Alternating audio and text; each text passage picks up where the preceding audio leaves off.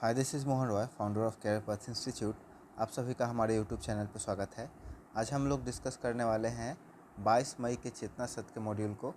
तो यहाँ पे आप देख सकते हैं 22 मई का मैंने पीडीएफ तैयार कर लिया है मॉड्यूल का, और इसे हम लोग अब डिस्कस करेंगे। ठीक है, तो यहाँ पे सबसे पहले देख सकते हैं आप, डेट आप देख लें, 22 मई का ही है।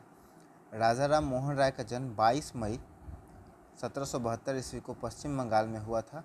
उन्हें आधुनिक भारतीय समाज का जन्मदाता कहा जाता है। वे ब्रह्म समाज के संस्थापक, भारतीय भाषाई प्रेस के प्रवर्तक, जन जागरण और सामाजिक सुधार आंदोलन के प्रणेता थे। बंगाल में नव जागरण युग का पितामह के नाम से उन्हें जाना जाता है। धार्मिक और सामाजिक विकास के क्षेत्र में राजा राम मोहन राय का नाम सबसे अग्रणी है। राजा राम मोहन राय ने तत्कालिक भारतीय समाज की कट्टरता, रूढ़िवादिता एवं अंधविश्वासों को दूर करके उसे आधुनिक बनाने का प्रयास किया था। ठीक है, तो 22 मई 1772 ईस्वी को राजा राम मोहन राय का जन्म हुआ। उन्होंने ब्रह्म समाज की स्थापना की थी। ठीक है, और एक ख़ास बात मैं आपको बता दूं, पटना के खजांची रोड में ना राजा Ram Mohan Roy seminary high school है, और मैंने अपना इंटर वहीं से करा है। तो ये भी एक रिलेटेड टर्म है राजा राम मोहन राय से, और काफ़ी पुराना अंग्रेज के टाइम का ये स्कूल है, काफ़ी बढ़िया स्कूल है ना। मेरे लाइफ में जो भी पॉजिटिव चेंजेस आए हैं ना, उस स्कूल में जाने के बाद ही आए हैं। तो कह सकते हैं बहुत ही बड़ा कंट्रीब्यूशन है। और दूसरा हम लोग का है विश्व जैव विविधता संरक्षण दिवस। प्रतिवर्ष संपूर्ण विश्व में 22 मई को मनाया जाता है। यहाँ पे है विश्व जैव विविधता दिवस। जैव का मतलब हो गया बायो, विविधता मतलब डाइवर्सिटी, संरक्षण मतलब प्रोटेक्शन, और दिवस मतलब डे। तो वर्ल्ड बायोडाइवर्सिटी प्रोटेक्शन डे इसको कहेंगे हम लोग। 22 मई को मनाया जाता है। यह एक अंतर्राष्ट्रीय पर्व है। इसे संयुक्त राष्ट्र संघ ने प्रारंभ किया था। जैव विविधता सभी जीवों की पारिस्थितिकी तंत्रों की विभिन्नता और असमानता को कहा जाता है। हमें एक ऐसे पर्यावरण का निर्माण करना है जो जैव विविधता की दृष्टि से समृद्ध और टिकाऊ हो।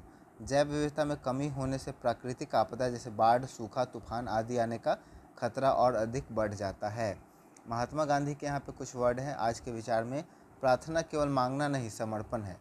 उसका दूसरा है दलाई लामा का, मौन कभी कभी सबसे प्रभावशाली उत्तर होता है। ये काफ़ी अच्छा है ना, जो कि बहुत कमी अभी देखने को मिलता है। मैं जब क्लासेस में जाता हूँ बच्चों को पढ़ाने, तो मतलब वो इतने बौद्धिक रूप से कमज़ोर मैं उनको पाता हूँ ना, कि वो क्लास में चुप नहीं बैठ पाते। मैं कुछ ज़रूरी पढ़ा रहा हूँ, नहीं पढ़ा रहा हूँ, वो लोग अपने अलग दुनिया में लगे रहते हैं। काफ़ी मुश्किल होती है उन्हें चुप करा करके और पढ़ाने के बाद समझाने में। लेकिन ठीक है, धीरे धीरे समझ जाएंगे, समझदारी आएगी। कोशिश करता हूँ मैं अपना 100% देने का। लेकिन ये teaching learning process one way process नहीं होता है कभी भी। ये दोनों तरफ से, जो भी बच्चे यहाँ पर वीडियो देख रहे हैं ना, वो ज़रूर कोशिश करिए क्लास में जब आपके टीचर पढ़ा रहे हैं ना, तो आप शांति से ध्यान से सुनिए।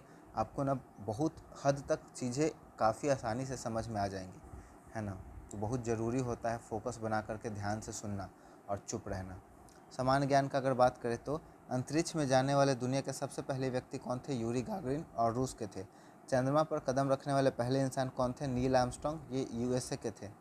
झांसी की रानी लक्ष्मीबाई का बचपन का नाम बहुत ज़्यादा इंपॉर्टेंट है, मनु या मणिकर्णिका। आदि मानव के सबसे पहले किस धातु का खोज किया था? तांबे का। ब्रह्म समाज की स्थापना किसने की? राजा राम मोहन राय। हम लोगों ने ऊपर पढ़ा। उसके बाद यहाँ पे रीजनिंग के क्वेश्चन है। देखिए, ए से हुआ डी, डी से हुआ जी, जी से हुआ जे, जे से हुआ एम। अगर ए से बढ़े तो आएगा बी सी, है ना। तो दो गैप करके तीसरा, तो A+3 हम लोग लिख सकते हैं, हो गया डी, और डी के बाद ई, एफ, और जी तीसरा। ठीक है, तो फिर +3 में आ गया यहाँ पे। उसका HIJ। ठीक, तो M के बाद हो जाएगा N, O और P। तो यहाँ पे हम लोग का मिसिंग टर्म P है। उसके बाद बेड का संबंध है स्लिप से, चेयर का संबंध है सिट से, बैठने से, है ना। नागालैंड की राजधानी कोहिमा, अंडमान निकोबार का विजयपुरम। नाम शायद बदला है इसका। यहाँ पे आपका रेशियो एंड प्रोपोर्शन का क्वेश्चन है, इसे आप करेंगे, ठीक है, खुद से। उसी तरह से यहाँ पे टेबल एबलेट लिखा हुआ, वर्ड को क्या किया गया? चेंज किया गया। टी सबसे चला गया लास्ट में, और ए यहाँ पे आ गया। ठीक है, तो उसी तरह से एम चला जाएगा सबसे लास्ट में, और ए यहाँ पे आ जाएगा। तो ANGOM हो जाएगा, है ना। उसके बाद इंग्लिश के कुछ वर्ड है, इसे आप देख ले। ये 6 to 8 वाले काफ़ी ईजी होते हैं, तो इसको हम लोग नहीं देखेंगे, है ना। आगे देखेंगे प्रेरक प्रसंग में राजा राम मोहन राय की ज़िंदगी से जुड़ा हुआ कुछ यहाँ पे इवेंट है। राजा राम मोहन राय का जन्म एक रूढ़िवादी परिवार में हुआ था। रूढ़िवादी वैसे परिवार में को कहते हैं या वैसे लोगों का कहते हैं जिनका सोच एक फिक्स होता है और उससे अलग वो कुछ नहीं करना चाहते हैं या कुछ नहीं करने का उनका इच्छा होता है। जैसे मान लीजिए कि कुछ लोग कह रहे हैं कि आपको सुबह में उठ करके 4 बजे पढ़ाई करना है या योग करना है, और उसके आगे पीछे कुछ अगर उनको मंजूर ना हो, है ना, या फिर कहना है कि एक परिवार में है जो सदियों से चलते आ रहा है कि उनके परिवार में सभी डॉक्टर हैं और आगे जितने भी बच्चे होंगे सबको डॉक्टर है ही बनना होगा, उसके अलावा कोई कुछ नहीं करेगा। तो ये विचार, इस तरह का जो फिक्स विचार होगा, ये रूढ़िवादी कहलाएगा। उनके बड़े भाई की मृत्यु के बाद समाज के ठेकेदार ने उनकी भाभी को जबरन सती होने के लिए मजबूर कर दिया। सती एक प्रोसेस होता था जिसमें क्या होता था कि अगर शादी के बाद हस्बैंड अगर पहले मर जाए तो उसकी पत्नी को या तो उसका इच्छा हो या ना हो, ज़बरदस्ती क्या होता था, पति के चिता पर लिटा करके जिंदा जला दिया जाता था। उसी प्रोसेस को हम लोग क्या कहते थे, सती कहा जाता था। युवा राम मोहन राय ने अपनी भाभी को आग की लपटों में तड़पते और चिल्लाते देखा, लेकिन रूढ़िवादी परंपरा और ढोल नगाड़ों के स्वर में उसकी आवाज़ दबा दी गई। इस विभत्स दृश्य ने उनके हृदय को चीर करके रख दिया। उन्होंने उसी शमशान घाट पर हाथों में गंगा जल लेकर संकल्प लिया, मैं इस अमानवीय सती प्रथा को समाज से मिटाकर ही दम लूँगा। यह काम आसान नहीं था। जब उन्होंने इस कुप्रथा के खिलाफ आवाज़ उठाई तो उनके अपने परिवार और पूरे समाज के लोगों ने उन्हें जाति से बाहर कर दिया।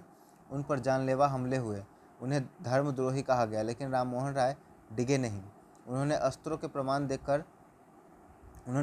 के प्रमाण देकर यह सिद्ध कर दिया कि हिंदू धर्म में सती प्रथा का कोई स्थान नहीं है। उन्होंने ब्रह्म समाज की स्थापना की और अखबारों और लेखों के माध्यम से जन चेतना जगाई। अंततः उनके अथक प्रयासों और तर्कों के आगे ब्रिटिश सरकार को झुकना पड़ा और सन 1829 ईस्वी में विलियम बेंटिक के सहयोग से सती प्रथा को अवैध घोषित करने का कानून पास किया गया। ठीक है, यहाँ पे कुछ कुछ जो इम्पोर्टेंट टर्म है वो मैं आपको कंप्लीट होने के बाद बता दूंगा। राजा राम मोहन राय को मुगल सम्राट अकबर द्वितीय ने राजा की उपाधि दी थी। ठीक है, ये भी जरूरी है कि राजा मोहन राय को राजा की उपाधि किसने दी थी। वे कई भाषाओं के विद्वान थे और वेदों उपनिषदों के गहरे ज्ञाता थे। राजा राम मोहन राय का मानना था कि भारत की गुलामी अंधविश्वास और रूढ़िवादिता के अहंकार से बाहर निकालने का एकमात्र रास्ता आधुनिक शिक्षा है। वह संस्कृत के प्रखंड विद्वान थे, लेकिन उनका स्पष्ट मानना था कि यदि भारतीयों को बौद्धिक स्तर पर मुकाबला करना है तो उन्हें अंग्रेजी भाषा, गणित और आधुनिक विज्ञान और पश्चिमी दर्शन को भी सीखना होगा। ठीक है, तो बात करें इसमें इम्पोर्टेंट टर्म का, तो इम्पोर्टेंट टर्म इसमें आपका देखिए एक हो जाएगा यहाँ पे ब्रह्म समाज की स्थापना। उन्होंने ब्रह्म समाज की स्थापना की। ठीक है, 1829 में बैन लगा। बैन कौन लगाया? विलियम बेंटिक, है ना। तो इस तरह से हम लोग अपना देखेंगे और फिर आगे बढ़ेंगे। 9th से 12th तक के लिए जो हम लोग का कंटेंट है, इसमें सबसे पहले विचार में राजा राम मोहन राय के विचार को ही लिया गया है। सत्य को प्रमाण की आवश्यकता नहीं होती, है ना, प्रत्यक्ष को प्रमाण की आवश्यकता नहीं होती। उसी तरह से करंट अफेयर का अगर बात करें तो भारत की पहली बाधा रहित टोलिंग प्रणाली कहाँ शुरू हुई है? द्वारका एक्सप्रेस, दिल्ली गुरुग्राम में। मई माह में महाराष्ट्र के किस जिले को आधिकारिक रूप से नक्सल मुक्त घोषित कर दिया गया? गढ़चिरौली। विश्व प्रेस स्वतंत्रता सूचकांक 2026 में कौन सा देश पहले स्थान पर है? नॉर्वे। उसके बाद भ्रष्टाचार धारणा सूचकांक CPI 2026 में भारत का कौन सा स्थान है? 91वां, 91वां। ठीक है, आगे देखेंगे सती प्रथा को प्रतिबंध करने वाला ब्रिटिश गवर्नर कौन था? William Bentinck. ठीक है, राजा राम मोहन राय ने किस महान धार्मिक सामाजिक संस्था की स्थापना की? ब्रह्म समाज। राजा राम मोहन राय को राजा की उपाधि किसने दी? अकबर द्वितीय ने। राजा राम मोहन राय द्वारा 1825 में किस कॉलेज की स्थापना की गई? वेदांत कॉलेज की। ये इंपॉर्टेंट है, अभी तक ये नहीं मिला था। 1817 में कलकत्ता में हिंदू कॉलेज की स्थापना किसने की? राजा राम मोहन राय ने।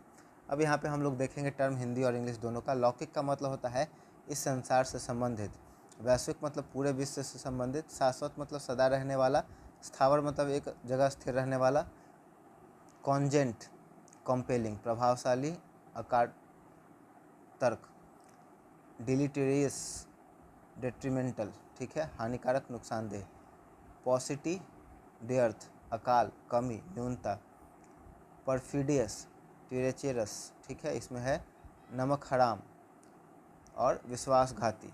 अब बिहार विशेष में कुछ टर्म है, इसे हम लोग देखेंगे। बिहार विधानसभा में अनुसूचित जनजाति के लिए आरक्षित 2 सीटें कौन सी हैं? कटोरिया बांका में और मनिहारी कटिहार में। बिहार से चुने जाने वाले लोकसभा सदस्यों की अनुसूचित जाति SC के लिए आरक्षित कुल कितनी सीटें हैं? 6।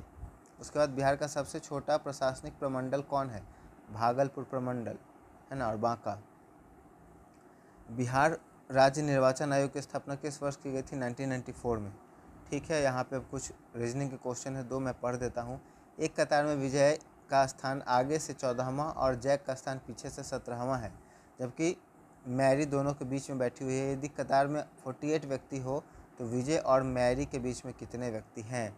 तो आपको लिखना पड़ेगा इस तरह से 1 2 3 4 5 6 7 8 9 10 11 12 13 14 और टोटल कितना है? 48 है ना। मैं इस तरह से बनाता हूँ, इसका मुझे कोई ट्रिक आइडिया नहीं है कि किस तरह से बनता है।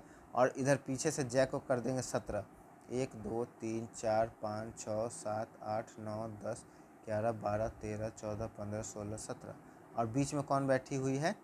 मैरी बैठी हुई है, कहीं बीच में मान लेते हैं। अब काउंट करते हैं कितना है इसमें, है ना, कितना हुआ? 1 2 3 4 5 6 7 8 9 10 11 12 13 14 15 16 17 18 19 20 21 22 23 24 25 26 27 28 29 30 31 एक 32 32 6 38 38 10 48 16। तो इसमें हो जाएगा हम लोग का आंसर 8। मैरी और विजय के बीच में, जबकि मैरी दोनों के बीच में, ठीक में बीच में बैठी हुई है। ठीक है, तो पूरा पूरा कितना बच्चा? 16 बच्चा। 16 बच्चा तो 16 का आधा कितना होगा? 8, क्योंकि एग्जैक्ट कह रहा है कि बीच में है ना, दोनों के बीच में बैठी हुई, एग्जैक्ट बीच में। तो टोटल हम लोग का रिमेनिंग कितना हो गया? 16। 48 में से इधर का 17 और इधर का 14 हम लोग जोड़ दिए तो हो गया हम लोग का 32, है ना। 32 में 16 जोड़ेंगे तो 48, 32 + 16 और 16 का आधा कर देंगे तो 8। तो इस तरह से हम लोग का हो जाएगा। तो ये छोटा सा हमारा वीडियो था, मुझे उम्मीद है वीडियो आपको पसंद आया होगा। तो वीडियो अपने दोस्तों और परिवार के सदस्यों के बीच में ज़रूर शेयर कर दें।